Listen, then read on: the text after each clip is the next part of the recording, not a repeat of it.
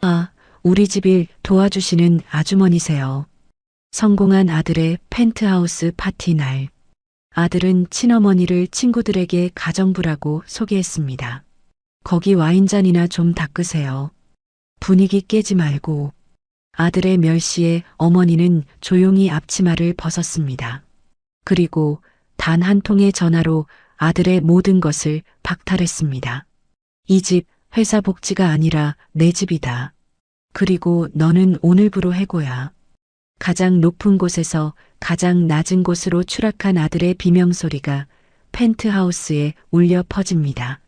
오늘의 사연 시작 전 구독, 좋아요와 함께 어디서 듣고 계신지 댓글로 남겨주세요.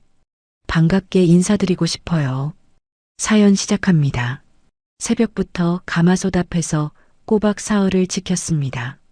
기름을 걷어내고 또 걷어냈죠. 우리 아들 민호가 세상에서 제일 좋아한다는 소갈비찜입니다. 보자기에 싼 냄비가 꽤 묵직했지만 발걸음은 새털처럼 가벼웠습니다. 아들이 승진을 하고 회사에서 복지로 내줬다는 강남 최고급 펜트하우스로 이사한 날이니까요.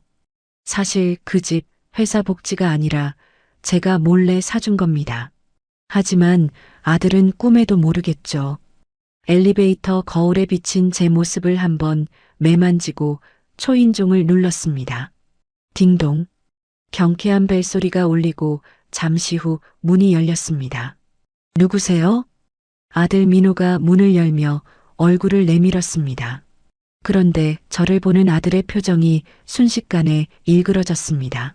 마치 못 볼 꼴이라도 본 사람처럼 말이죠. 민호가 현관문을 반쯤 닫으며 인상을 찌푸렸습니다. 어머니, 연락도 없이 여긴 웬일이세요? 저는 당황해서 들고 있던 보자기를 들어보였습니다. 민호야, 오늘 집들이 한다며 너 좋아하는 갈비찜 좀 해왔다. 친구들 오면 같이 먹으라고. 민호가 코를 막으며 손을 내저었습니다. 아, 진짜. 엄마, 지금 제정신이에요? 뭐? 오늘 제 회사 임원분들이랑 동기들 오는 날이라고요.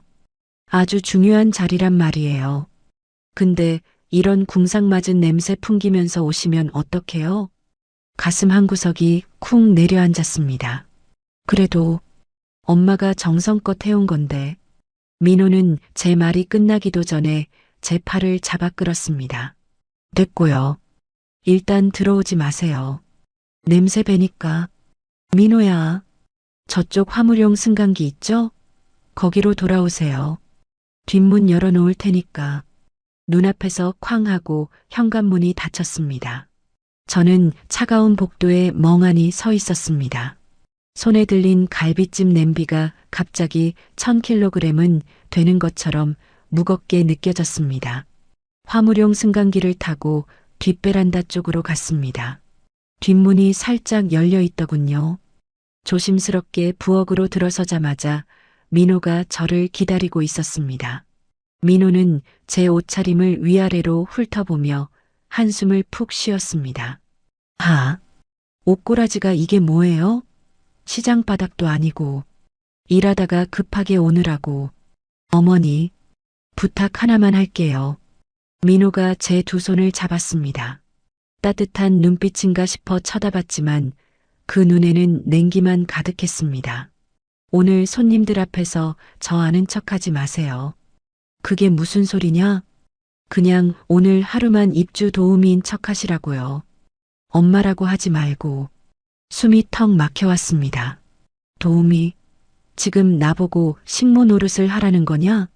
민호가 짜증스럽게 머리를 쓸어 넘기며 쏘아붙였습니다. 제 체면 좀 생각해 주시면 안 돼요? 강남 펜트하우스 사는 30대 상무 어머니가 이러고 나타나면 사람들이 저를 뭐라고 생각하겠냐고요. 그때였습니다. 안방 문이 열리며 며느리 지은이가 걸어 나왔습니다. 화려한 드레스를 입은 며느리는 저를 보고 눈을 흘겼습니다. 어머, 오셨어요? 인사말에는 반가움이라곤 눈곱만치도 없었습니다. 지은이가 코앞에다 손부채질을 하며 다가왔습니다. 아우, 이게 무슨 냄새야? 여보, 환기 좀 시켜요. 촌스러운 냄새가 온 집안에 진동을 하네. 저는 보자기를 풀며 냄비 뚜껑을 열었습니다. 지은아, 이거 민호가 좋아하는 갈비찜인데. 며느리는 냄비 안을 들여다보더니 기겁을 하며 뒷걸음질 쳤습니다. 어머님, 지금 이걸 상에 내놓으라는 건 아니죠? 저희 케이터링 불렀어요. 호텔 셰프가 만든 음식들이라고요. 그래도 집밥이. 아우, 됐어요. 기름 둥둥 뜬 거 봐. 이거 먹으면 콜레스테롤만 높아져요. 음식물 처리기에 버리시든지 아니면 베란다에 내놓으세요. 버리라니요. 사흘 밤낮을 고운 정성을 쓰레기 취급하는 말에 손이 부들부들 떨렸습니다. 민호가 옆에서 거들었습니다. 지은이 말 들으세요. 그리고 저기 앞치마 있으니까 그것 좀 두르시고요. 저는 며느리가 던져준 앞치마를 받아들었습니다. 가슴이 미어 터질 것 같았지만 꾹 참았습니다. 그래, 내 아들 기 살려주는 날이니까. 내가 참자. 내가 참으면 우리 아들이 빛나는 거니까. 저는 아무 말 없이 앞치마를 둘렀습니다. 며느리가 싱크대에 쌓인 와인잔들을 가리키며 말했습니다. 어머님, 멍하니 서 계시지 말고 저기 와인잔 좀 닦으세요. 물기 자국 안 남게 깨끗이요. 아시죠? 그래. 알았다. 저는 수세미를 들고 와인잔을 닦기 시작했습니다. 차가운 물이 손에 닿았지만 제 가슴 속에서 흐르는 피눈물보다는 따뜻하게 느껴졌습니다. 잠시 후 초인종 소리가 요란하게 울렸습니다. 와, 여기가 박상무님 댁입니까? 대박이다 진짜. 한강이 한눈에 보이네. 사람들의 감탄사가 거실을 가득 채웠습니다. 민호의 목소리가 한 옥타브 높아졌습니다. 어서들 오십시오. 누추하지만 편하게 즐기다 가세요. 야, 박민호. 너 진짜 출세했다. 5성그룹 복지가 좋다더니 펜트하우스를 다 주냐? 회장님이 이번 프로젝트 성공시킨 거 높게 사셔서 특별히 포상으로 내주신 거야. 영구 임대나 마찬가지지 뭐. 주방 구석에서 그 소리를 듣는데 헛웃음이 나왔습니다. 회장님 포상이라니요. 제가 제 사비 털어서 혹시라도 아들이 기죽을까봐 이사 명목으로 해준 집이었습니다. 아들은 자기 능력이 대단해서 받은 줄로만 알고 있겠죠. 그 착각을 만들어준 것도 저였기에 누구를 탓할 수도 없었습니다. 거실에서는 샴페인 터트리는 소리와 웃음소리가 끊이지 않았습니다. 자, 건배. 박상무의 앞날을 위하여. 위하여. 저는 며느리가 시킨 대로 과일을 깎아 접시에 담았습니다. 손이 떨려서 사과 껍질이 자꾸 끊어졌습니다. 접시를 들고 거실로 나가는 발걸음이 천근만근이었습니다. 화려한 샹들리에 아래 잘 차려입은 사람들이 모여 있었습니다. 그 화려함 속에서 저는 마치 투명 인간이라도 된 것 같았습니다. 아니, 투명 인간이면 차라리 나았겠죠. 제가 다가가자 사람들의 시선이 저에게 쏠렸습니다. 이분은 누구? 한 남자 직원이 저를 보고 물었습니다. 순간 민호와 눈이 마주쳤습니다. 민호의 눈동자가 심하게 흔들렸습니다. 제발 엄마라고 해주길. 그냥 시골에서 올라온 어머니라고 한마디만 해주길. 저는 간절한 눈빛으로 아들을 바라봤습니다. 하지만 아들은 제 시선을 피하며 샴페인 잔을 들어 올렸습니다. 그리고 아주 건조하고 차가운 목소리로 내뱉었습니다. 아, 우리 집 일 도와주시는 아주머니세요. 음식 솜씨가 좋으셔서 오늘 좀 부탁드렸습니다. 심장이 덜컥 내려앉는 것 같았습니다. 일 도와주시는 아주머니. 가정부. 내 아들의 입에서 나온 제 이름이었습니다. 직원들이 고개를 끄덕이며 영혼 없는 인사를 건넸습니다. 아, 그러시구나. 안녕하세요. 과일 잘 먹겠습니다. 저는 아무 말도 할 수가 없었습니다. 입술이 파르르 떨려왔습니다. 민호는 저를 벌레 보듯 하며 손짓했습니다. 거기 두고 가세요. 다른 거 더 필요한 거 없으니까 부엌에 계시고요. 마치 키우던 개를 쫓아내는 듯한 손짓이었습니다. 저는 도망치듯 주방으로 돌아왔습니다. 다리가 풀려 식탁 의자에 주저앉았습니다. 부엌 쪽창에 비친 제 모습이 보였습니다. 허름한 티셔츠에 앞치마를 두른 늙은 여자. 눈가에는 주름이 자글자글하고 손은 거칠기 짝이 없는 여자. 평생을 바쳐 아들 하나만 바라보고 살아온 여자의 꼴이 참으로 처량했습니다. 거실에서는 아들의 호탕한 웃음소리가 들려왔습니다. 하하, 제가 뭐 부모님 도움받은 거 있나요? 저희 집 흙수저인 거 아시잖아요. 다 제 실력으로 여기까지 온 거죠. 며느리의 목소리도 들렸습니다. 맞아요. 우리 그이가 얼마나 고생했는데요. 시댁 도움 하나도 없이 우리끼리 일군 거예요. 가슴속에서 뜨거운 무언가가 치밀어 올랐습니다. 배신감일까요? 아니면 슬픔일까요? 저는 떨리는 손으로 가슴을 움켜쥐었습니다. 내가 괴물을 키웠구나. 4살쯤 떼어 먹여 키운 자식이 나를 잡아먹는 괴물이 되었구나. 쪽창 밖으로 화려한 서울의 야경이 보였습니다. 저 불빛들 중 내 마음 하나 둘 곳이 없다는 사실이 사무치게 외로웠습니다. 그때 며느리가 주방 문을 벌컥 열고 들어왔습니다. 어머님, 여기서 뭐 하세요? 손님들 와인 부족하다잖아요. 창고 가서 와인 좀 꺼내오세요. 빨리요.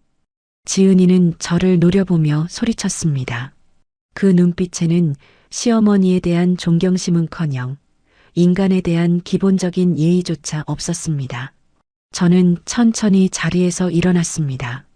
더 이상 참는 것만이 능사가 아니라는 생각이 들기 시작했습니다. 이 집의 진짜 주인이 누구인지, 저들이 누리고 있는 이 호사가 누구 덕분인지, 이제는 가르쳐줘야 할 때가 온 것 같습니다. 하지만 아직은 아닙니다. 조금 더, 아주 조금만 더 저들의 밑바닥을 확인해야겠습니다. 저는 묵묵히 창고 쪽으로 발걸음을 옮겼습니다. 등 뒤에서 며느리의 비웃음 섞인 혼잣말이 들려왔습니다. 쳇, 군뱅이도 아니고 촌티나서 원. 거실의 열기는 시간이 갈수록 뜨거워졌습니다. 아들 민호의 목소리는 술 기운을 빌려 하늘 높은 줄 모르고 치솟았습니다. 이번 프로젝트 솔직히 저 아니었으면 어림도 없었죠. 회장님이 저를 따로 부르시더니 그러시더라고요. 자네 같은 인재가 있어서 우리 5성그룹의 미래가 밝다고. 민호는 잊지도 않은 말을 마치 사실인 양 떠벌리고 있었습니다.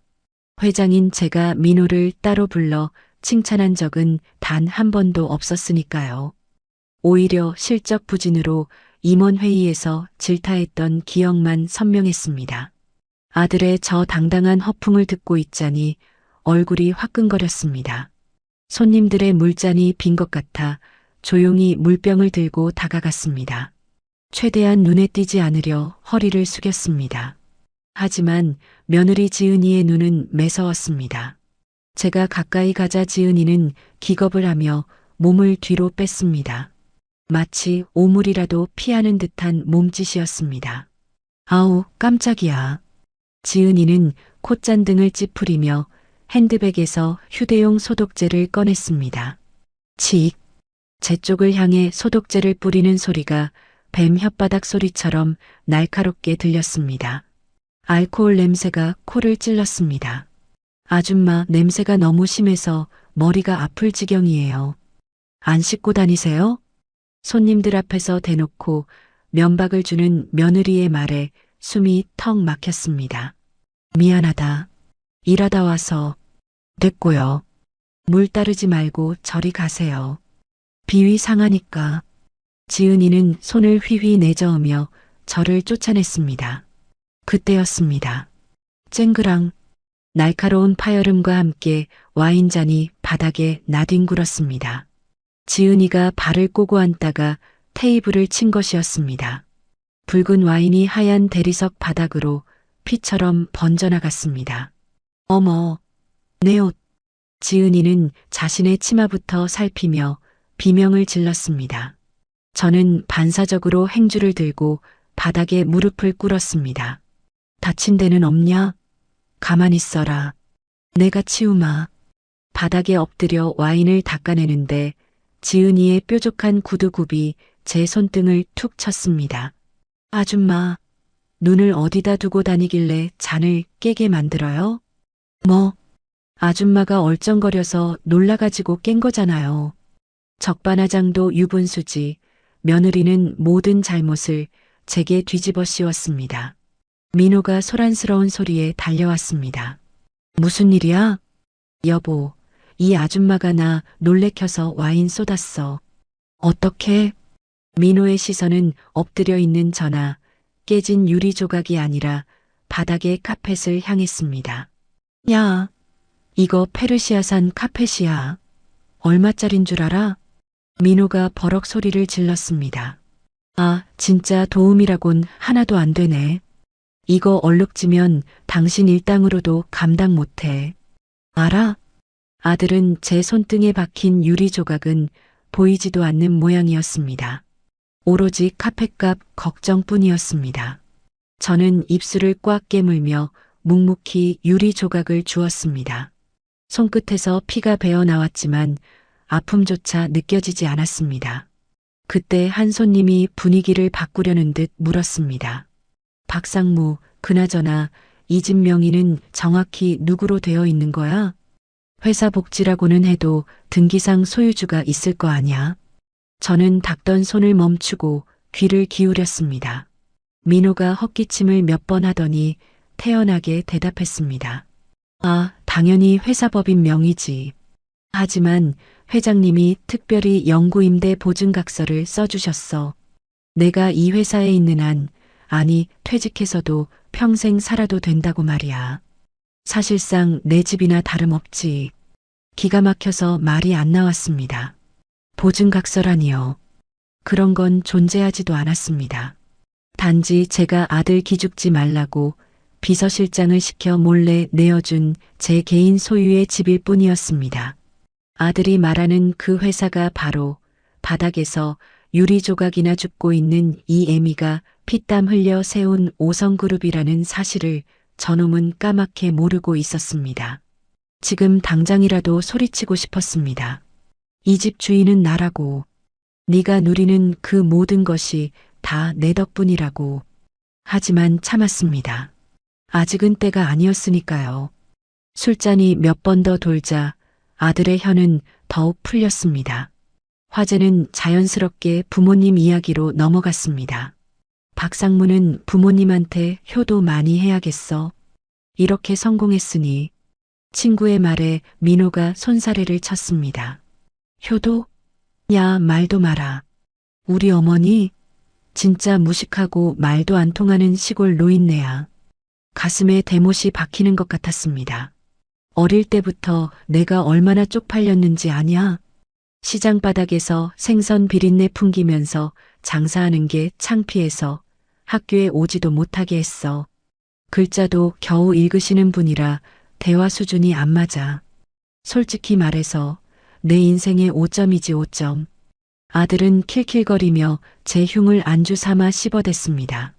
저는 부들부들 떨리는 손으로 행주를 쥐어짜듯 움켜쥐었습니다. 시장 바닥에서 생선 내장을 따가며 번 돈으로 누구 유학을 보냈는데, 손이 부르트고 갈라지도록 일해서 누구 뒷바라지를 했는데, 그 모든 세월이 5점이라는 두 글자로 난도질 당했습니다. 눈물이 핑 돌았지만 억지로 삼켰습니다. 여기서 울면 정말로 초라한 노인네가 되는 것 같아서였습니다. 정리를 마치고 주방으로 들어가려는데 며느리가 따라 들어왔습니다. 지은이는 주방 쪽창이 있는 다용도실 문을 열었습니다. 아줌마, 네. 손님들 가실 때까지 여기 들어가 계세요. 여기 세탁실 아니냐? 거실에서 알짱거리지 말고 쥐 죽은 듯이 박혀 있으시라고요. 분위기 깨지 말고요. 지은이는 제 등을 떠밀어 다용도실 안으로 밀어 넣었습니다. 쾅! 문이 닫히고 밖에서 잠그는 소리가 들렸습니다. 나올 생각하지 마세요. 며느리의 날카로운 목소리가 문을 뚫고 들어왔습니다. 좁고 어두운 다용도실, 세탁기 돌아가는 소리만 웅웅거리는 그곳에 갇혔습니다. 바닥에 쭈그리고 앉았습니다. 무릎을 감싸 앉아 참았던 눈물이 터져 나왔습니다. 민호야, 민호야. 이름을 불러보지만 돌아오는 건 차가운 세탁기 소음뿐이었습니다. 내가 자식을 잘못 키웠구나. 오냐오냐 하며 키운 자식이 부모의 등골을 파먹고 이제는 뼈까지 씹어먹으려 하는구나.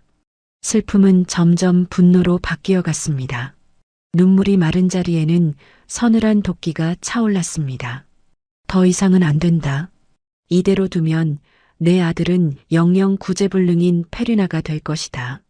부모를 버린 자식이 세상에서 성공한들 그게 무슨 소용이겠습니까? 저는 주머니 속을 뒤적였습니다. 손끝에 빳빳한 종이의 감촉이 느껴졌습니다. 꺼내보니 금박이 박힌 명함이었습니다. 오성그룹 회장 오말순. 어두운 다용도실 안에서도 그 글자만은 선명하게 빛났습니다. 그리고 구형 폴더폰을 꺼내 들었습니다. 손가락이 떨렸지만 망설임은 없었습니다. 이제 어머니 오말순은 죽었습니다. 오성그룹의 냉혹한 오너 오말순 회장만이 남았을 뿐입니다. 저는 폴더폰을 열었습니다. 액정 불빛이 제 얼굴을 비췄습니다. 거울에 비친 제 눈빛이 낯설게 번뜩였습니다. 가면을 벗을 시간이었습니다. 이 연극을 끝내고 진짜 현실을 보여줄 시간이 되었습니다. 저는 심호흡을 한번 크게 내쉬고 단축번호 1번을 꾹 눌렀습니다. 뚜루루, 뚜루루. 신호가 가는 그 짧은 시간이 영겁처럼 느껴졌습니다. 네, 회장님. 문 앞에서 대기 중입니다. 수화기 너머로 박 실장의 굵직한 목소리가 들려왔습니다. 그 목소리를 듣는 순간 제 심장의 떨림이 멈췄습니다. 두려움이 사라진 자리에 차가운 이성이 들어찼습니다. 저는 전화를 끊지 않은 채 다용도실 문을 힘껏 발로 찼습니다. 쾅! 얇은 합판문이 거친 파열음을 내며 열렸습니다. 세탁기 소음에 묻혀있던 거실의 소음이 순식간에 멈췄습니다. 웃고 떠들던 사람들의 시선이 일제히 저에게 꽂혔습니다. 저는 헝클어진 머리를 쓸어 넘길 생각도 하지 않고 성큼성큼 거실 중앙으로 걸어 나갔습니다. 아들 민호가 기겁을 하며 벌떡 일어났습니다. 엄마, 지금 뭐 하는 거야? 조용히 처박혀 있으라니까 왜 나와서 분위기를 망쳐? 민호의 고함 소리가 귓가를 때렸지만 개 짖는 소리처럼 하찮게 들렸습니다. 저는 대답 대신 품에 있던 명함을 꺼냈습니다. 그리고 번쩍이는 대리석 식탁 위에 소리가 나게 내려놓았습니다. 탁! 금박이 박힌 검은색 명함이 조명 아래서 번뜩였습니다. 이게 뭐? 며느리 지은이가 코웃음을 치며 명함을 집어들었습니다. 하지만 글자를 읽는 순간 지은이의 눈이 찢어질 듯 커졌습니다. 손이 파르르 떨리더니 명함이 바닥으로 팔랑거리며 떨어졌습니다. 오성그룹 회장 오말순? 지은이의 입술이 파랗게 질렸습니다. 민호가 혀를 쯧쯧 찼습니다. 아, 진짜 노망 났어? 어디서 이상한 거 주워와서 회장 행세야? 쪽팔리게 진짜 왜 이래? 아들은 바닥에 떨어진 명함을 구둣발로 비벼 밟았습니다. 제 인생이, 제 피땀이 아들의 발밑에서 지지겨졌습니다. 더 이상 볼 것도 없었습니다. 저는 손에 쥐고 있던 폴더폰을 귀에 댔습니다. 그리고 아들의 눈을 똑바로 쳐다보며 명령했습니다. 박비서, 당장 들어와. 제 목소리는 낮았지만 펜트하우스의 높은 천장을 울릴 만큼 단호했습니다. 민호가 어이없다는 듯 비웃었습니다. 박비서? 아, 그 동네 운전기사 박씨 아저씨? 엄마, 제발 정신 좀 차려. 경비실 불러서 끌려나가고 싶어? 민호가 인터폰을 향해 손을 뻗으려던 찰나였습니다. 띠리링, 띠리링, 띠리링. 띠리릭. 현관 도어록이 해제되는 소리가 들렸습니다. 제가 미리 박 비서에게 알려준 비밀번호였습니다. 누구야? 민호가 놀라 현관 쪽을 바라봤습니다. 육중한 현관문이 활짝 열렸습니다. 그리고 검은 정장을 입은 건장한 사내들이 들이닥쳤습니다. 하나, 둘, 셋, 넷. 순식간에 10여 명의 경호원들이 거실을 에워쌌습니다. 파티장은 찬물을 끼얹은 듯 적막에 휩싸였습니다. 그 살벌한 대열의 한가운데서 한 남자가 걸어 들어왔습니다. 항상 낡은 점퍼 차림으로 민호의 차를 닦아주던 박씨 아저씨. 하지만 지금은 아니었습니다. 이탈리아제 최고급 슈트를 입고 냉철한 눈빛을 한 5성그룹 비서실장 박철수였습니다. 박 실장은 아들과 며느리는 거들떠보지도 않았습니다. 곧장 제 앞으로 걸어와 허리가 90도가 되도록 깊숙이 숙였습니다. 회장님, 호출하셨습니까? 우렁찬 목소리가 거실을 쩌렁쩌렁 울렸습니다. 경호원들도 일제히 고개를 숙였습니다. 회장님, 그 압도적인 광경에 민호의 손에서 와인잔이 미끄러졌습니다. 쨍그랑 유리 조각이 튀었지만 아무도 비명을 지르지 못했습니다. 민호의 턱이 빠질 듯 벌어졌습니다. 형님? 박씨 아저씨? 지금 이게 뭐예요? 연기예요? 몰래 카메라 같은 거야? 민호가 현실을 부정하며 박 실장의 옷소매를 잡으려 했습니다. 하지만 박 실장은 매몰차게 아들의 손을 뿌리쳤습니다. 손 치워. 어디 감히 회장님 앞에서 추태를 부려. 박 실장의 서늘한 일갈에 민호가 뒷걸음질 쳤습니다. 회장님이라니. 우리 엄마가 무슨. 민호의 시선이 저와 박 실장을 오갔습니다. 저는 천천히 앞치마를 벗어 바닥에 던졌습니다. 그리고 구겨진 티셔츠를 털며 아들에게 다가갔습니다. 아들은 겁에 질린 눈으로 저를 올려다보았습니다. 민호야. 엄마. 이 집, 펜트하우스. 저는 손가락으로 천장을 가리켰습니다. 내 능력으로 받은 회사 복지라고 했지? 그게. 착각하지 마라. 이 집은 5성그룹법인 소유도 아니고 회사 복지도 아니다. 저는 아들의 코앞까지 다가가 싸늘하게 속삭였습니다. 내가 내 개인 돈으로 산 내 별장이다. 내 놈 기죽지 말라고, 내 아들 어깨 펴고 살라고, 이 애미가 박 실장 시켜서 몰래 내어준 내 집이라고. 제 고함 소리에 민호가 바닥에 주저앉았습니다. 거짓말. 말도 안 돼. 며느리 지은이가 부들부들 떨며 제 바짓단을 잡았습니다. 어머님. 아니, 회장님. 그게 정말이세요? 그럼 저희 그이는, 5성그룹 상무는.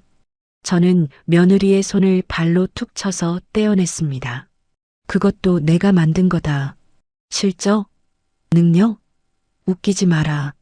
내 아들이라서, 오말순의 핏줄이라서, 뒤에서 온갖 하청업체들 쥐어짜서 실적 만들어 떠먹여준 거야. 그걸 내 실력인 줄 알고 거들먹거려. 민호의 얼굴이 흑빛으로 변했습니다. 주변에 있던 친구들과 직장 동료들이 수군거리기 시작했습니다. 대박. 그럼 다 거짓말이었어? 능력이 아니라 엄마 찬스였네. 와, 진짜 소름 돋는다. 아들의 가장 치부였던 엄마 도움 없이 성공한 자수성가라는 가면이 산산조각 났습니다. 민호는 얼굴을 감싸주며 괴로워했습니다. 아니야. 아니라고 해줘. 엄마.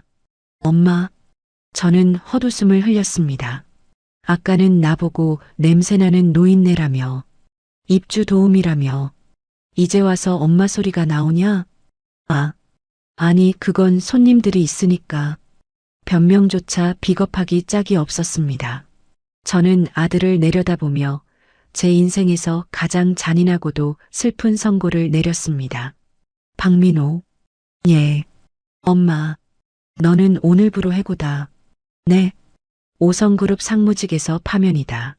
그리고 저는 잠시 말을 멈추고 깊은 숨을 들이마셨습니다. 가슴속에서 천불이 일었지만 눈빛만은 차갑게 식혔습니다. 내 아들 박민호도 오늘부로 내 호적에서 판다. 이제 너는 내 자식이 아니다. 거실에는 정적만이 감돌았습니다. 아들의 동공이 지진 난 듯 흔들렸습니다. 이 모든 것이 악몽이길 바라는 눈치였지만 불행히도 이것은 명백한 현실이었습니다. 박 실장이 제 옆으로 다가와 정중히 물었습니다. 회장님, 이자들을 어떻게 처리할까요? 저는 주저앉은 아들과 며느리, 그리고 겁에 질린 손님들을 한 번씩 둘러보았습니다. 이 화려한 펜트하우스, 제가 피땀 흘려 마련해준 이 성이 이제는 저들의 감옥이 될 것입니다. 저는 박 실장에게 눈짓을 보냈습니다. 치워. 먼지 한 톨 남기지 말고 싹 다 치워버려. 특히 저 두 놈은 내 집에서 당장 끌어내. 알겠습니다, 회장님. 박 비서의 대답은 짧고 간결했습니다. 그의 손짓 하나에 검은 양복을 입은 사내들이 맹수처럼 달려들었습니다. 이거 나, 이거 놓으라고. 민호가 발버둥을 쳤지만 전문 경호원들의 악력을 당해낼 수는 없었습니다. 양팔이 뒤로 꺾인 채 민호는 바닥에 질질 끌려갔습니다. 비싼 카펫 위에 아들의 구두 뒤축이 처참하게 긁혀나갔습니다. 엄마, 엄마, 내가 잘못했어.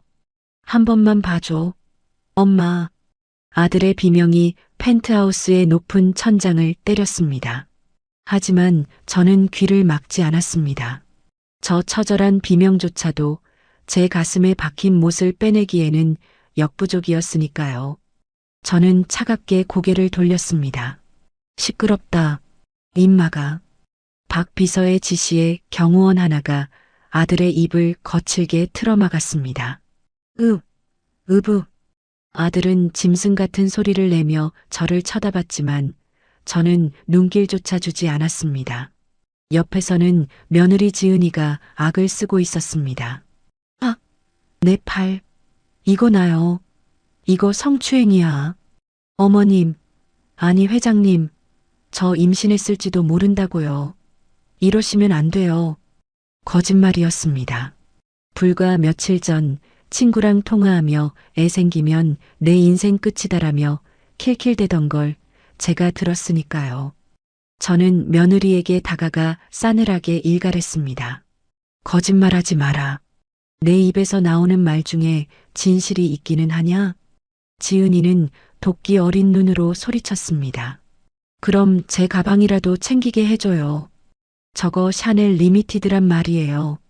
저것만 가져갈게. 지은이가 소파 위에 놓인 명품 가방을 향해 손을 뻗었습니다. 하지만 경호원이 가차없이 앞을 막아섰습니다. 빈손으로 나가. 제가 명령했습니다. 지은이가 앙칼지게 소리쳤습니다. 뭐라고요? 내 건 가져가야 할 거 아니에요. 이 집안에 있는 모든 물건, 젓가락 하나, 먼지 한 톨까지 다 내 돈으로 산 거다. 내 몸뚱어리에 걸친 그 옷까지 빼고는 실오라기 하나도 못 가져간다. 아니, 그 옷도 벗겨서 내보내려다 참는 줄 알아. 제 서슬 퍼런 눈빛의 지은이는 입을 다물었습니다. 경호원들이 두 사람을 짐짝처럼 들어올렸습니다. 파티를 즐기던 손님들은 이미 혼비백산하여 도망치고 있었습니다. 죄송합니다. 저희는 아무것도 몰랐습니다. 제 눈치를 보며 신발도 제대로 못 신고 허둥지둥 엘리베이터로 달려가는 꼴들이 가관이었습니다. 아들의 인맥이라는 게 고작 이 정도였습니다. 돈 냄새 맡고 모여든 파리떼들. 돈이 사라지니 제일 먼저 날아가 버리는군요. 잠시 후 쿵, 쿵. 현관문 밖으로 무거운 물체가 던져지는 소리가 났습니다. 아들과 며느리였습니다. 문 열어줘. 엄마, 저희 갈 데도 없어요. 어머님, 제발요. 맨발로 쫓겨난 두 사람의 울음소리가 복도 너머에서 들려왔습니다. 차가운 대리석 바닥에 내동댕이 쳐졌을 꼴이 눈에 선했습니다. 저는 천천히 현관으로 걸어갔습니다. 그리고 인터폰 화면을 켰습니다. 화면 속 아들은 콧물 범벅이 된 채 카메라를 향해 빌고 있었습니다. 몰골이 말이 아니었습니다. 엄마, 나 민호야. 엄마 아들이잖아. 다시는 안 그럴게. 시키는 대로 다 할게. 제발 문 좀 열어줘. 나 추워. 그 애원하는 눈빛. 어릴 적 장난감 사달라고 조르던 그 눈빛과 똑같았습니다. 그때는 그 눈빛에 마음이 약해져서 뭐든 다 해줬었죠. 하지만 이제는 아닙니다. 저는 인터폰의 통화 버튼을 눌렀습니다. 민호야. 제 목소리가 스피커를 통해 복도에 울렸습니다. 아들이 화색이 되어 카메라에 매달렸습니다. 엄마, 나 좀 들여보내줘. 잘못했어. 잘 들어라. 저는 숨을 한 번 고르고 마지막 자비를 베풀 듯 차분하게 말했습니다. 내 엄마는 방금 죽었다. 뭐? 이제 세상에 박민호의 엄마는 없어. 그러니까 다시는 나를 찾지 마라. 엄마, 뚝. 저는 미련 없이 통화를 종료했습니다. 화면이 꺼지고 아들의 절규도 뚝 끊겼습니다. 박비서, 예, 회장님. 도어록 비밀번호 당장 받고, 그리고 관리실에 연락해서 입주민 명부에서 박민호, 최지은 이름 삭제해. 지금 당장. 알겠습니다. 박 비서가 능숙하게 도어록 설정을 변경했습니다. 삐비빅, 띠리링. 비밀번호가 바뀌는 경쾌한 소리가 마치 아들과의 인연이 끊어지는 소리처럼 들렸습니다. 거실은 다시 고요해졌습니다. 바닥에 흩어진 깨진 와인잔 파편과 며느리가 두고 간 명품 가방, 아들이 마시다 만 샴페인 잔만이 덩그러니 남았습니다. 텅 빈 소파를 바라보았습니다. 평생을 바쳐 이룬 성공의 상징인 이 펜트하우스가 지금은 그저 거대한 무덤처럼 느껴졌습니다. 자식을 위해 쌓아 올린 금자탑이 사실은 사상 누각이었다는 걸 깨닫는 데는 그리 오랜 시간이 걸리지 않았습니다.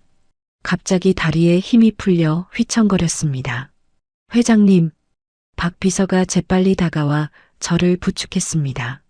괜찮으십니까? 박 비서의 걱정스런 눈빛에 왈칵 눈물이 쏟아질 뻔했습니다. 피를 나눈 자식보다 남인 이 사람이 더 따뜻하다니. 이 얼마나 아이러니한 인생입니까? 괜찮네. 그냥 좀 어지러워서 그래. 박 비서가 주방으로 가서 따뜻한 물 한 잔을 떠왔습니다. 드십시오. 진정하셔야 합니다. 떨리는 손으로 물잔을 받아 마셨습니다. 따뜻한 기운이 식도를 타고 내려가자 차갑게 얼어붙었던 심장이 조금씩 다시 뛰는 것 같았습니다. 박 비서, 예, 나 오늘 참 모질었지? 박 비서는 잠시 침묵하더니 묵직한 목소리로 대답했습니다. 아닙니다. 회장님은 하실 만큼 하셨습니다. 아니, 너무 오래 참으셨습니다. 이제는 회장님 자신만 생각하십시오. 그 한마디가 저를 위로했습니다. 그래, 나는 할 만큼 했다. 내 청춘을, 내 인생을 다 바쳤다. 이제는 나를 위해 살 때도 되었다. 저는 컵을 내려놓고 자리에서 일어났습니다. 가자. 댁으로 모실까요? 아니, 회사로 간다. 지금 이 시간에 말입니까? 내일 아침 임원회의 소집해. 안거는. 저는 창밖의 화려한 야경을 한번 쳐다보고는 돌아섰습니다. 그룹 내 전면적인 인사 개편이다. 썩은 살은 도려내야 새 살이 돋는 법이지. 알겠습니다. 바로 준비하겠습니다. 엘리베이터 버튼을 눌렀습니다. 문이 열리고 저는 뒤도 돌아보지 않고 펜트하우스를 나섰습니다.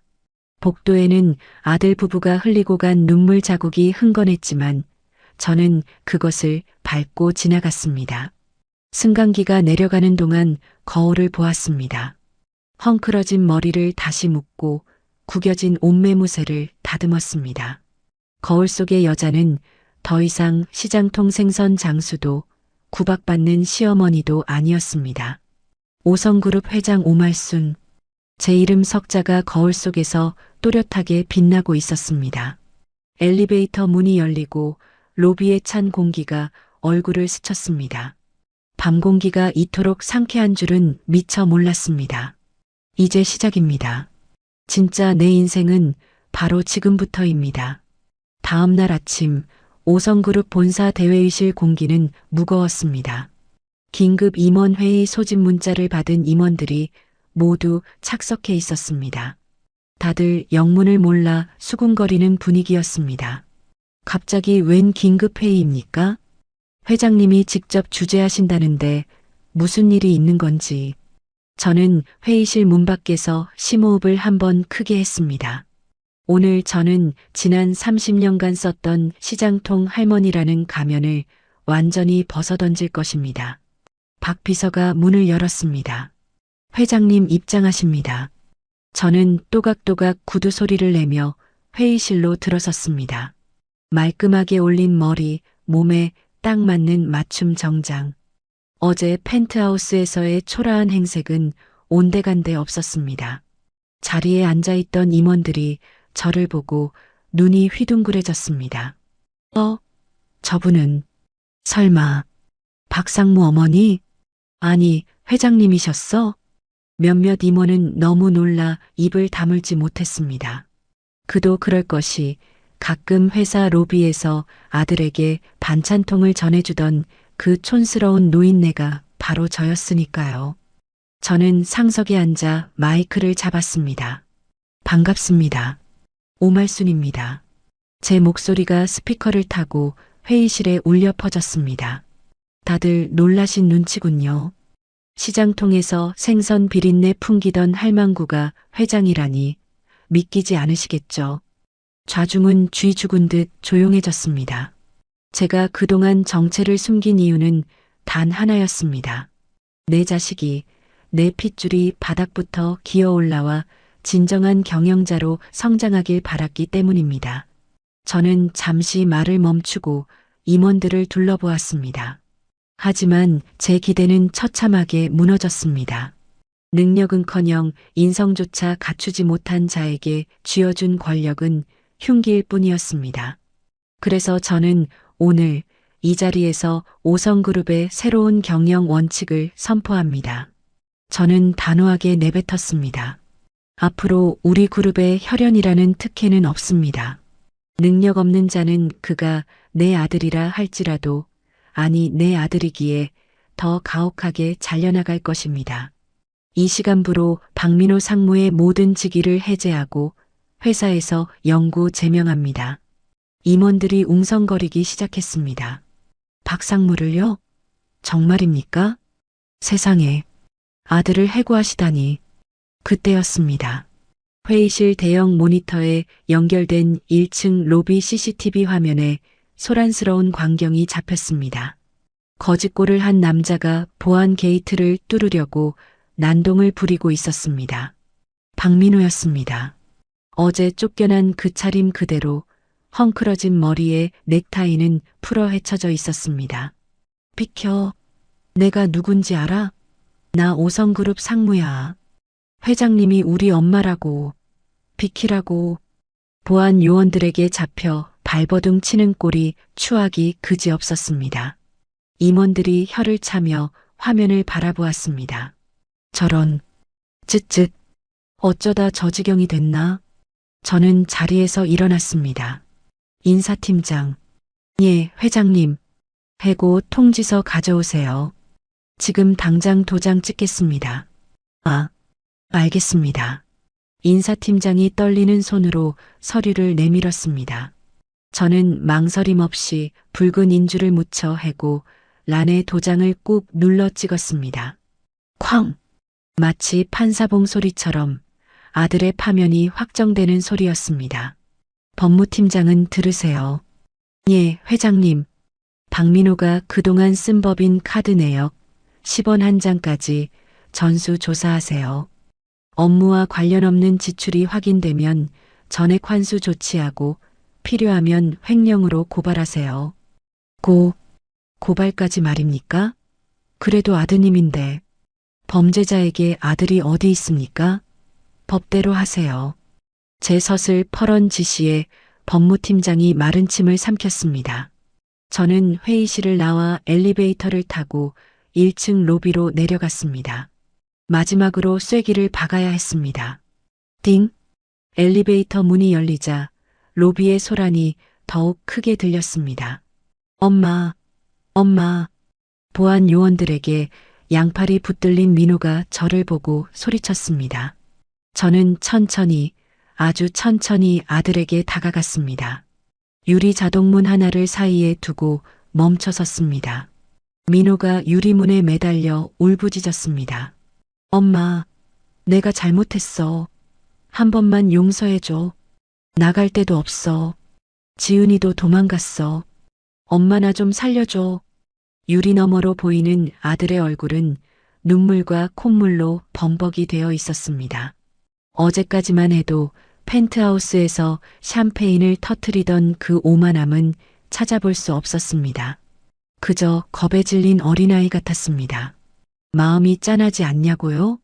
아니요. 오히려 차갑게 식어가는 것을 느꼈습니다. 저 눈물은 반성의 눈물이 아닙니다. 그저 밥줄이 끊긴 것에 대한 공포, 안락했던 둥지를 잃은 것에 대한 억울함일 뿐입니다. 저는 보안팀장에게 손짓했습니다. 문을 열지 말라는 신호였습니다. 그리고 유리벽에 손바닥을 댔습니다. 민호가 제 손바닥에 자신의 얼굴을 비비며 오열했습니다. 엄마, 엄마. 저는 차가운 눈으로 아들을 응시하며 입을 열었습니다. 유리벽 때문에 목소리는 들리지 않겠지만 입모양은 똑똑히 보였을 겁니다. 다. 민호의 표정이 절망으로 일그러졌습니다.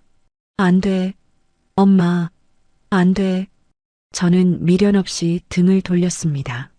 등 뒤에서 아들의 절규가 들려왔지만 저는 걸음을 멈추지 않았습니다. 엄마.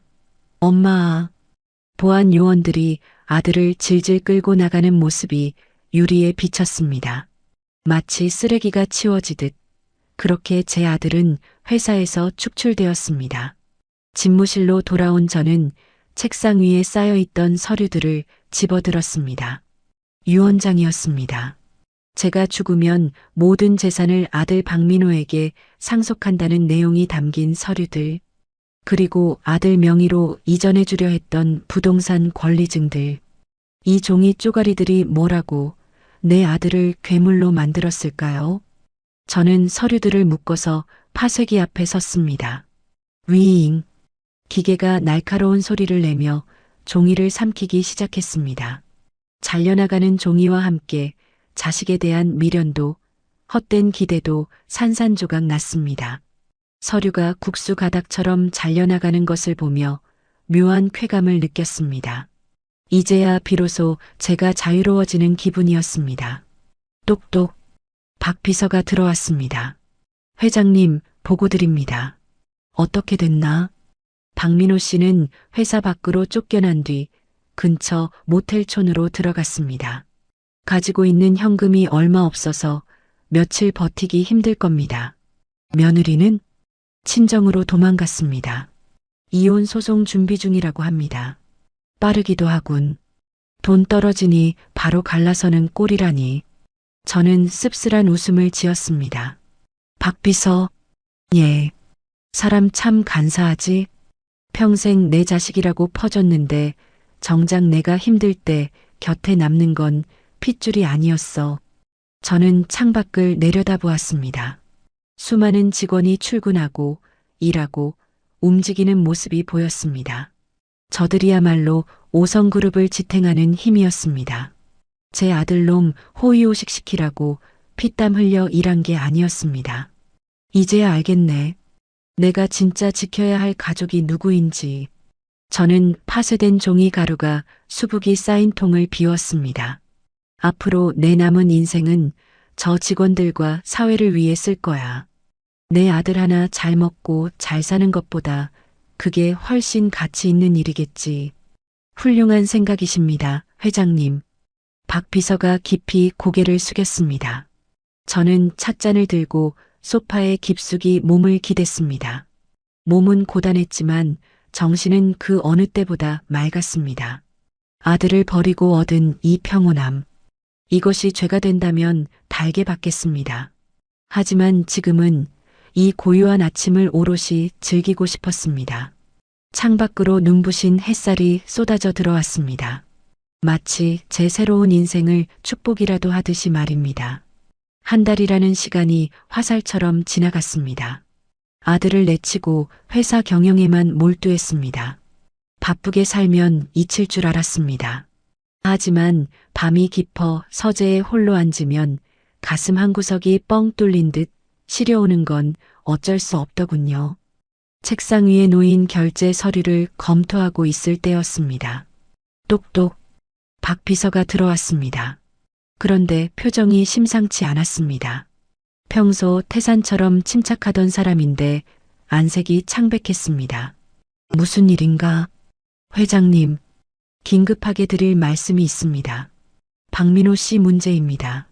아들 이름이 나오자 잡고 있던 펜이 뚝 멈췄습니다. 그 녀석이 왜 아직도 모텔에서 지낸다지 않았나? 그게 박 비서가 입술을 달싹이다 어렵게 말을 꺼냈습니다. 퇴직금을 전부 날렸다고 합니다. 전부? 그 큰 돈을 한 달 만에? 코인 선물 거래에 손을 댔답니다. 한 방을 노리고 전 재산을 넣었는데 며칠 만에 휴지 조각이 됐다고. 기가 막혀서 헛웃음이 나왔습니다. 쫓겨나서 정신을 차려도 모자랄 판에 도박이나 다름없는 짓을 하다니요. 그래서 빈털터리가 돼서 노숙자라도 됐다는 건가? 차라리 그랬으면 다행일 겁니다. 예, 돈이 떨어지자 사채를 썼습니다. 사채? 눈앞이 캄캄해졌습니다. 네. 그런데 본인 신용으로는 대출이 안 되니까. 박 비서가 고개를 푹 숙였습니다. 회장님 명의를 도용했습니다. 뭐라고? 회장님 인감도장을 위조해서 거액을 빌려 썼습니다. 지금 사채업자들이 박민호 씨를 잡으러 다니고 있습니다. 심장이 철렁 내려앉았습니다. 내 자식이 내 이름을 팔아 사기를 쳤다니. 패륜도 이런 패륜이 없었습니다. 배신감에 치가 떨려 손이 부들부들 떨렸습니다. 그 녀석 지금 어디 있나? 연락이 두절됐습니다. 사채업자들을 피해 숨은 것 같습니다. 당장 찾아내. 경찰에 신고해서라도. 그때였습니다. 와장창 본가 대문 밖에서 무언가 부서지는 소리가 났습니다. 이어서 고래고래 소리를 지르는 고성방가가 들려왔습니다. 문 열어. 박민호 엄마 여기 사는 거 다 알아. 돈 내놔. 내 아들이 빌려간 돈 내놓으라고. 박 비서와 저는 동시에 자리에서 일어났습니다. 서재 창문을 열고 아래를 내려다보았습니다. 대문 앞에 검은 양복을 입은 덩치 큰 남자들이 쇠파이프를 들고 난동을 부리고 있었습니다. 그리고 그들 맨 앞에 제 아들 민호가 있었습니다. 민호는 술에 잔뜩 취해 대문을 발로 차고 있었습니다. 엄마, 문 열어. 엄마 돈 많잖아. 오성그룹 회장이잖아. 이 사람들 돈 좀 갚아줘. 나 죽는 꼴 보고 싶어? 저는 제 눈을 의심했습니다. 돈에 눈이 멀어 깡패들을 직접 데리고 제 어미집을 쳐들어오다니요. 이건 자식이 아니라 악마였습니다. 박 비서가 분노하며 인터폰을 들려 했습니다. 저 미친놈이. 제가 나가서 처리하겠습니다. 아니, 제가 박 비서의 손을 막았습니다. 회장님? 경호 업체 부르고 경찰에 신고해. 하지만 아드님이. 신고해. 당장. 제 목소리는 차갑게 식어 있었습니다. 박 비서가 떨리는 손으로 전화를 걸었습니다. 네, 여기 성북동입니다. 흉기를 든 괴한들이 난동을 부리고 있습니다. 빨리 출동해 주십시오. 밖에서는 아들의 패악질이 계속되었습니다. 야, 오말순, 너 내 엄마 맞냐? 자식은 빚쟁이들한테 맞아 죽게 생겼는데 혼자 잘 먹고 잘 사니까 좋냐고. 문 안 열면 확 불질러 버릴 거야. 사채업자들이 낄낄거리며 거들었습니다. 아따, 아드님 패기가 좋네. 회장님, 아들내미 손가락 잘리기 싫으면 문 여쇼. 그들은 대문 틈으로 담배꽁초를 던지고 담벼락에 오물을 투척했습니다. 지옥이 따로 없었습니다. 저는 커튼 뒤에 숨어 그 모든 광경을 지켜보았습니다. 눈물이 흐르지 않았습니다. 너무 기가 막히고 원통해서 눈물조차 말라버린 것 같았습니다. 저 짐승만도 못한 놈을 내 배 아파 낳았다니. 미역국 먹으며 기뻐했던 지난 날이 저주스러웠습니다. 잠시 후 위요 위요 위요 멀리서 사이렌 소리가 들려왔습니다. 경찰차 불빛이 번쩍이자 사채업자들이 당황했습니다. 뭐야? 짭새 떴어. 튀어. 그들이 도망치려 했지만 이미 도착한 경찰차와 사설 경호 차량이 앞뒤를 가로막았습니다. 꼼짝 마. 무기 버려. 경찰들이 테이저건을 겨누며 포위했습니다. 사채업자들은 순식간에 제압되어 수갑이 채워졌습니다. 그리고 그 난장판 속에 민호도 있었습니다. 이거 나 신고한 사람 아들이라고. 이 집 주인이 우리 엄마야. 엄마 부르라고. 민호가 경찰에게 붙들려 발버둥을 쳤습니다. 저는 그제야 대문을 열고 나갔습니다. 엄마. 민호가 저를 보고 반색하며 소리쳤습니다. 엄마, 저 경찰들한테 말 좀 해줘. 내가 깡패가 아니라 아들이라고. 빨리. 경찰관 한 분이 저에게 다가와 경례했습니다. 회장님, 괜찮으십니까? 많이 놀라셨죠? 이자가 본인이 아드님이라고 주장하는데 맞습니까? 민호가 기세등등하게 외쳤습니다. 맞다니까요. 엄마, 빨리 돈 갚아준다고 말해. 이 사람들 돈만 주면 해결되잖아. 저는 아들의 얼굴을 똑바로 쳐다보았습니다. 술과 욕망에 찌들어 망가질 대로 망가진 얼굴. 저 얼굴에서 제 아들의 모습은 더 이상 찾을 수 없었습니다. 저는 경찰관에게 차분하게 말했습니다. 저놈은 엄마, 사문서 위조범이자 주거 침입자입니다. 뭐라고? 민호의 눈이 튀어나올 듯 커졌습니다.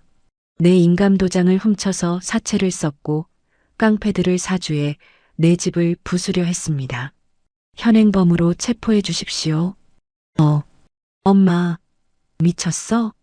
민호가 악을 썼습니다. 아들한테 사문서 위조? 엄마가 날 감옥에 보내겠다고? 그래. 저는 단호하게 대답했습니다. 너 같은 놈은 사회에 있으면 안 돼. 내 아들 박민호는 죽었다. 너는 그냥 범죄자일 뿐이야. 이거 나. 오말순. 네가 그러고도 애미냐? 내가 나가면 가만 안 둘 거야. 죽여버릴 거야. 민호는 입에 담지 못할 저주를 퍼부으며 경찰차에 밀어 넣어졌습니다. 철컥. 차 문이 닫히고 아들의 고함 소리가 차단되었습니다. 창문 너머로 저를 노려보는 아들의 눈빛에는 살기마저 서려 있었습니다. 경찰차가 요란한 사이렌을 울리며 멀어져 갔습니다. 대문 앞에는 깨진 화분과 담배꽁초, 그리고 아들이 남기고 간 악취만이 남았습니다. 다리에 힘이 풀려 주저앉을 뻔했습니다. 박 비서가 급히 저를 부축했습니다. 회장님, 들어가자. 예. 내일 변호사 불러. 변호사요? 그래. 저는 대문을 닫으며 씹어뱉듯 말했습니다. 선처는 없다. 가장 무거운 형량을 때려달라고 할 거야. 부모 자식 간의 연을 끊는 게 어떤 건지 법으로 보여주겠어. 서재로 돌아온 저는 불도 켜지 않고 의자에 앉았습니다. 어둠 속에서 제 손을 내려다보았습니다. 이 손으로 아들을 키웠습니다. 이 손으로 아들을 먹이고 입혔습니다. 그리고 이제 이 손으로 아들을 감옥에 보냈습니다. 가슴이 찢어질 듯 아팠지만 후회는 없었습니다. 썩은 환부를 도려내지 않으면 온몸이 썩어 문드러질 테니까요. 이것이 제가 아들에게 가르쳐 줄 수 있는 마지막이자 가장 아픈 사랑일 것입니다. 창밖에는 둥근 달이 무심하게 떠 있었습니다. 오늘 밤은 참으로 길 것 같습니다. 재판이 열리는 날 아침이 밝았습니다. 법원 앞은 이미 아수라장이었습니다. 오성그룹 회장, 친아들 고소, 폐륜 아들과 비정한 어머니의 법정 다툼, 자극적인 헤드라인을 단 기사들이 쏟아졌고 기자들이 구름대처럼 몰려들었습니다. 차에서 내리자마자 플래시 세례가 터졌습니다. 회장님, 아드님 처벌을 원하십니까? 정말 합의는 없으십니까? 마이크가 제 얼굴을 찔러댔지만 저는 입을 굳게 다물었습니다. 박 비서와 경호원들이 길을 터주었습니다. 법정 안으로 들어서자 낯익은 뒷모습이 보였습니다. 푸른 수의를 입은 남자, 제 아들 박민호였습니다. 불과 한 달 전만 해도 명품 슈트를 입고 거들먹거리던 놈이 이제는 초라한 죄수꼴을 하고 있었습니다. 하지만 저를 돌아보는 그 눈빛만은 여전했습니다. 억울함, 분노, 그리고 살기. 반성의 기미라고는 찾아볼 수 없는 눈빛이었습니다. 피고인 입장하세요. 판사의 목소리와 함께 재판이 시작되었습니다. 검사가 공소사실을 낭독했습니다. 사문서 위조, 사기, 특수 협박, 주거 침입. 죄목이 나열될 때마다 방청석에서 탄식이 흘러나왔습니다. 증인 나오세요. 저는 증인석에 앉았습니다. 변호사가 물었습니다. 증인, 피고인이 증인의 인감도장을 훔쳐 사채를 쓴 사실을 알고 계셨습니까? 몰랐습니다. 나중에 사채업자들이 집에 들이닥치고 나서야 알았습니다. 피고인이 흉기를 든 남성들과 함께 자택에 침입하려 했습니까? 네.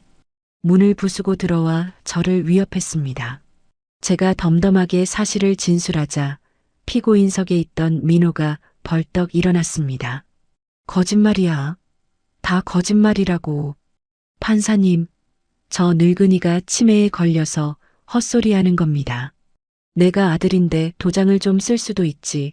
그게 무슨 도둑질입니까? 민호가 고래고래 소리를 질렀습니다. 판사가 눈살을 찌푸리며 경고했습니다. 피고인, 자리에 앉으세요. 한 번만 더 소란 피우면 퇴정 조치합니다. 아니, 억울해서 그래요. 엄마, 제정신이야? 나 감옥 보낼 거야? 교도관들이 민호를 강제로 자리에 앉혔습니다. 판사가 저에게 물었습니다.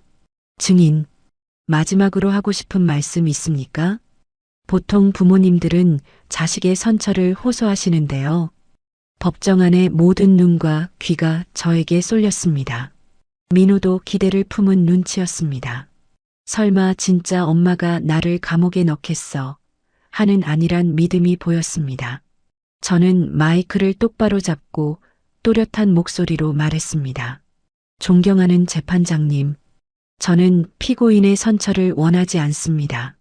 민호의 표정이 얼어붙었습니다. 자식을 괴물로 키운 것은 전적으로 어미인 제 잘못입니다. 하지만 그 괴물을 사회에 풀어놓는다면 그것은 더 큰 죄를 짓는 일입니다. 피고인은 자신의 잘못을 전혀 뉘우치지 않고 있습니다. 부디 법이 허용하는 가장 엄중한 처벌을 내려주십시오. 이것이 제가 자식에게 해줄 수 있는 마지막 가르침입니다. 방청석이 술렁거렸습니다. 민호가 악을 쓰며 발악했습니다. 오말순, 네가 엄마냐? 네가 사람이야. 내가 나가면 가만 안 둬. 다 죽여버릴 거야. 판사는 더 들을 것도 없다는 듯 판결문을 읽어내려갔습니다. 피고인 박민호에게 징역 3년을 선고한다. 땅, 땅, 땅. 판사 봉소리가 법정에 울려 퍼졌습니다. 으악, 안 돼. 민호가 바닥에 주저앉아 오열했습니다. 엄마, 잘못했어. 3년은 안 돼. 나 좀 살려줘. 교도관들이 민호의 양팔을 잡고 끌고 나갔습니다. 저는 끌려가는 아들을 한 번도 쳐다보지 않았습니다. 그저 앞만 보고 법정을 걸어 나왔습니다. 가슴이 찢어질 듯 아팠지만 동시에 묵은 체증이 내려가는 듯 했습니다. 복도로 나오자 기다렸다는 듯 누군가 달려들었습니다. 어머님, 헝클어진 머리에 화장기 없는 얼굴, 며느리 지은이었습니다. 지은이는 제 옷자락을 붙잡고 매달렸습니다. 어머님, 판결 보셨죠? 징역이라니요. 그럼 저는요? 저는 어떡해요? 지은이는 남편 걱정이 아니라 본인 걱정뿐이었습니다. 저 이제 이혼녀 딱지 붙게 생겼다고요. 박민호 그 인간 때문에 내 인생 망쳤어. 저는 차갑게 지은이를 내려다보았습니다. 그래서 나더러 어쩌라는 거냐? 지은이가 품에서 꼬깃꼬깃한 서류 봉투를 꺼내 내밀었습니다. 위자료 주세요. 네. 정신적 피해 보상금이랑 위자료요. 어머님 아들 때문에 내 신세 망쳤으니까 어머님이 책임지셔야죠. 돈 많으시잖아요. 한 50억만 주세요. 그럼 깨끗하게 떨어져 드릴게. 기가 막혀서 말이 안 나왔습니다. 법원 복도에서 시어머니에게 위자료를 내놓으라고 떼쓰는 며느리라니. 바닥인 줄 알았는데 지하실이 있었습니다. 저는 지은이의 손을 거칠게 뿌리쳤습니다. 이거 놔라. 못 나요. 돈 주기 전엔 절대 못 나. 내 남편 감옥 갔다. 위자료는 거기 가서 청구해. 뭐라고요? 빈털터리한테 무슨 돈을 받아요. 그러게 누가 사람 안 보고 돈 보고 결혼하랬냐? 너도 똑같아. 내 아들 돈 보고 덤벼든 거 내가 모를 줄 알았냐? 지은이의 얼굴이 불그락푸르락해졌습니다. 아, 진짜. 늙은이가 돈 좀 쥐고 있다고 유세네. 돈 안 주면 나 여기서 들어놓을 거야. 기자들한테 다 떠벌릴 거라고. 지은이가 바닥에 주저앉으려 했습니다. 저는 박 비서에게 눈짓했습니다. 박 비서, 예, 회장님. 치워. 알겠습니다. 박 비서가 경호원들을 불렀습니다. 경호원들이 지은이의 양팔을 잡아 일으켰습니다. 이거 나. 이거 안 나. 내 시댁 식구들한테 연락해놨다. 데려가라고. 뭐요? 우리 엄마한테요? 그래. 딸 교육 잘못 시켜서 사돈댁에 행패 부린 죄 톡톡히 물어야지. 안 돼. 엄마 알면 나 죽어. 지은이는 발버둥을 치며 끌려나갔습니다. 법원 복도가 쩌렁쩌렁 울리도록 악을 쓰는 소리가 점차 멀어졌습니다. 주변 사람들이 수군거리며 쳐다봤지만 저는 개의치 않았습니다. 옷매무새를 다듬고 창밖을 바라보았습니다. 파란 하늘이 눈 시리게 맑았습니다. 회장님, 괜찮으십니까? 박 비서가 조심스럽게 물었습니다. 괜찮아. 정말이었습니다. 아들은 감옥으로, 며느리는 친정으로. 제 인생에 기생하던 혹 덩어리들이 모두 떨어져 나갔습니다. 시원했습니다. 아니, 날아갈 것 같았습니다. 박 비서, 예. 법무팀장에게 전해. 호적 정리 절차 최대한 빨리 밟으라고. 박민호랑 나 이제 법적으로 남남이야. 알겠습니다. 저는 법원을 나섰습니다. 기자들이 다시 몰려들었지만 저는 당당하게 고개를 들고 걸었습니다. 회장님, 한 말씀만 해주십시오. 심경이 어떠십니까? 저는 멈춰서서 카메라를 향해 딱 한마디를 던졌습니다. 죄 지은 자는 벌을 받고 뿌린 대로 거두는 법입니다. 그게 자식이라도 예외는 없습니다. 그리고 차에 올랐습니다.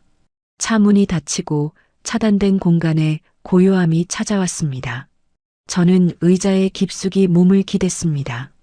긴장이 풀리자 한숨이 길게 새어나왔습니다.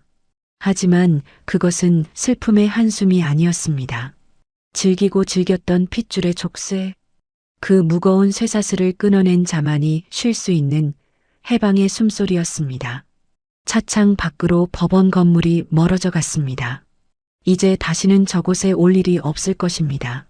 내 아들 박민호는 거기 죽어 있고 오성그룹 회장 오말수는 살아서 나갑니다. 가자, 회사로. 예, 회장님. 차가 부드럽게 미끄러져 나갔습니다.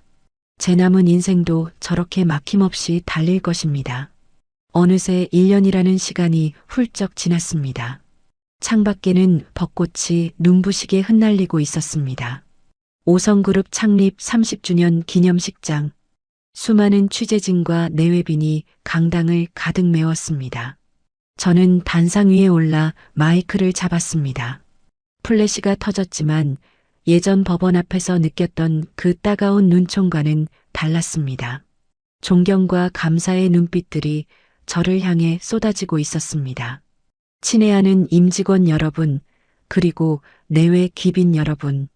제 목소리에는 힘이 실려 있었습니다. 저는 지난 30년간 돈이 최고인 줄 알고 살았습니다. 내 자식에게 더 많은 것을 물려주는 것이 부모의 도리인 줄 알았습니다. 잠시 숨을 고르고 준비한 원고 대신 제 진심을 꺼내놓았습니다. 하지만 그 욕심이 제 인생을, 그리고 제 자식을 병들게 했습니다. 고인물은 썩기 마련입니다. 그래서 저는 오늘 중대한 결정을 내렸습니다. 장래가 술렁거렸습니다. 제 개인이 소유한 오성그룹 지분의 80%를 사회에 환원하겠습니다. 또한 은퇴한 독거노인들과 소외계층을 위한 오성복지재단을 설립하여 제 남은 여생을 바치겠습니다. 잠시 정적이 흐르더니 이내 우레와 같은 박수갈채가 터져나왔습니다. 기립박수를 보내는 사람들 속에서 저는 비로소 웃을 수 있었습니다. 수백억짜리 펜트하우스를 샀을 때도 느껴보지 못한 가슴 벅찬 희열이었습니다. 이것이 진짜 명예이고 이것이 진짜 성공이었습니다. 기념식이 끝나고 집무실로 돌아왔습니다. 긴장이 풀리자 나른한 피로감이 몰려왔습니다. 박 비서가 결제판과 함께 하얀 편지 봉투 하나를 내밀었습니다. 회장님, 교도소에서 편지가 왔습니다. 교도소? 순간 가슴 한구석이 찌릿했습니다. 봉투 발신 일란을 보았습니다. 청주교도소 수감번호 3048번 박민호. 익숙한 이름, 낯선 호칭. 1년 만에 보는 아들의 이름이었습니다. 박 비서가 조심스럽게 물었습니다. 읽어보시겠습니까? 저는 봉투를 손에 쥐었습니다. 얇은 종이 너머로 아들의 체온이 느껴지는 듯 했습니다. 무슨 내용일까요? 잘못했다는 반성일까요? 아니면 아직도 돈 좀 넣어달라는 구걸일까요? 아마 뻔할 겁니다. 감옥 안에서 얼마나 힘들게 지내는지, 영치금이 얼마나 필요한지 구구절절 써놓았겠죠. 저는 봉투를 뜯지 않았습니다. 그리고 주저없이 휴지통에 던져버렸습니다. 툭! 봉투가 쓰레기통 바닥으로 떨어졌습니다. 회장님, 안 읽으십니까? 읽어서 뭐 하겠나? 변명 아니면 원망이겠지. 내 아들 박민호는 1년 전 재판장에서 죽었네. 죽은 사람한테 온 편지를 읽을 이유는 없어. 저는 단호하게 돌아섰습니다. 가슴이 아프지 않다면 거짓말일 겁니다. 하지만 이 아픔은 제가 짊어지고 가야 할 십자가였습니다. 다시 그 썩은 동아줄을 잡는 순간 저도 아들도 영영 지옥에서 빠져나오지 못할 테니까요. 박 비서, 차 대기시켜. 어디로 모실까요? 집으로 가자. 내 진짜 집으로. 차가 도착한 곳은 강남의 화려한 펜트하우스가 아니었습니다. 서울 외곽, 북한산 자락이 보이는 소박한 단독주택이었습니다. 제가 사업을 시작할 때부터 살았던 낡고 오래된 집. 하지만 흙냄새와 풀내음이 가득한 사람 사는 냄새가 나는 곳이었습니다. 저는 정장 재킷을 벗어두고 마당으로 나갔습니다. 소매를 걷어붙이고 텃밭에 쭈그리고 앉았습니다. 상추 모종을 심고 잡초를 뽑았습니다. 손톱 밑에 까만 흙이 끼었지만 명품 반지를 꼈을 때보다 훨씬 아름다워 보였습니다. 회장님, 그러다 몸살 나십니다. 박 비서가 시원한 매실차를 들고 나왔습니다. 이 사람아, 내가 원래 흙 만지던 사람이야. 이게 편해. 저는 땀을 닦으며 마루에 걸터 앉았습니다. 박 비서도 제 옆에 털썩 앉았습니다. 노을이 붉게 물들어가는 하늘을 바라보았습니다. 박 비서, 예. 자네도 이제 장가 좀 가야지. 언제까지 늙은이 뒷바라지만 할 건가. 박 비서가 쑥스러운 듯 머리를 긁적였습니다. 전 회장님 곁이 좋습니다. 가족 같잖아요. 가족. 그 단어가 주는 울림이 가슴을 따뜻하게 적셨습니다.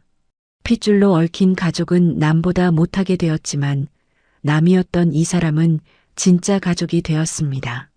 그래. 우리가 진짜 가족이지. 그때였습니다. 대문 밖이 시끌벅적해졌습니다. 할머니, 계세요? 이사장님, 저희 왔어요. 대문이 열리고 교복을 입은 학생들과 청년들이 우르르 들어왔습니다. 재단 장학생으로 선발된 아이들이었습니다. 양손 가득 케이크와 꽃바구니를 들고 있었습니다. 아니, 너희들이 웬일이냐? 오늘 창립기념일이잖아요. 축하드리러 왔죠. 할머니, 이거 제가 알바해서 산 내복이에요. 입어보세요. 전 카네이션 만들었어요. 아이들이 저를 둘러싸고 제잘거렸습니다. 그 맑은 눈망울들을 보니 왈칵 눈물이 솟았습니다. 돈 냄새만 맡고 달려들던 아들의 눈빛과는 달랐습니다. 진심으로 저를 걱정하고 감사해하는 눈빛이었습니다. 아이고, 이 녀석들아. 뭐하러 이런 걸 사와. 저는 아이들의 손을 하나하나 잡아주었습니다. 거칠어진 제 손을 잡고 아이들이 환하게 웃었습니다. 그중 한 여학생이 제 품에 안겼습니다. 할머니, 감사합니다. 저 할머니 덕분에 대학 갈 수 있게 됐어요. 열심히 공부해서 저도 할머니처럼 훌륭한 사람 될게요. 아이의 따뜻한 체온이 전해져 왔습니다. 얼어붙었던 제 가슴속 빙하가 완전히 녹아내리는 기분이었습니다. 아, 내가 잃어버린 게 아니었구나. 신은 내게서 아들 하나를 가져가시고 이렇게 수많은 자식을 보내주셨구나. 저는 아이의 등을 토닥여 주었습니다. 그래, 그래. 고맙다. 정말 고맙다. 너희들이 내 자식이고 내 손주들이다. 어느덧 해가 지고 마당에는 따스한 조명이 켜졌습니다. 아이들과 함께 둘러앉아 고기를 굽고 밥을 먹었습니다. 웃음소리가 담장을 넘어 밤하늘로 퍼져나갔습니다. 펜트하우스에서의 화려했지만 차가웠던 파티와는 비교할 수 없는 행복이었습니다. 저는 찻잔을 들고 밤하늘을 올려다보았습니다. 유난히 밝은 달이 저를 비추고 있었습니다. 지난날의 상처도 배신의 아픔도 달빛에 씻겨 내려가는 듯 했습니다. 이제야 비로소 제 인생의 주인이 되었습니다. 누구의 엄마도 누구의 아내도 아닌 인간 오말순으로 서게 되었습니다. 박 비서가 다가와 물었습니다. 행복하십니까? 저는 빙그레 미소 지으며 고개를 끄덕였습니다. 그래, 더 바랄 게 없네. 오말순 인생, 이제부터 시작이야. 이제야 진짜 봄이 왔어. 저는 찻잔을 들어 건배를 청했습니다. 나 자신에게 그리고 내 곁을 지켜주는 고마운 사람들에게 위하여. 경쾌한 건배 소리와 함께 제 인생의 이막이 화려하게 막을 올렸습니다. 저 오말수는 이제 울지 않습니다. 내일은 오늘보다 더 환하게 웃을 테니까요. 봄바람이 살랑 불어와 제 뺨을 간지럽혔습니다. 정말 좋은 밤입니다. 오늘 들려드린 오말순 회장님의 통쾌한 복수극, 그리고 가슴 찡한 홀로서기 이야기 어떠셨나요? 평생을 자식 하나만 바라보고 희생하셨던 분이 뼈아픈 배신 끝에 핏줄이라는 무거운 짐을 내려놓고 진정한 나를 찾아가는 과정이 가슴 먹먹하면서도 속이 뻥 뚫리는 사이다 같은 시간이었습니다. 우리는 흔히 피는 물보다 진하다고 하지만 이번 사연을 통해 진정한 가족의 의미를 다시 한번 깊게 생각해 보게 됩니다. 상처만 주는 핏줄보다는 서로의 마음을 알아주고 아껴주는 박 비서님이나 장학생 같은 사람들이야말로 진짜 가족이 아닐까 싶습니다. 지금도 혹시 자식 눈치 보느라 혹은 가족 때문에 소갈이하고 계신 분들이 있다면 오늘 오 회장님의 당당한 모습을 꼭 떠올려 주세요. 자식을 위한 헌신보다 더 소중하고 가치 있는 건 바로 부모님 여러분 자신의 행복입니다. 늦지 않았습니다. 이제라도 누구의 부모가 아닌 온전한 나로서 인생의 가장 찬란한 봄날을 만끽하시길 진심으로 응원하겠습니다. 이야기를 끝까지 들어주신 분이 계시다면 잘 들었다고 구독과 댓글 하나만 남겨주세요. 감사합니다.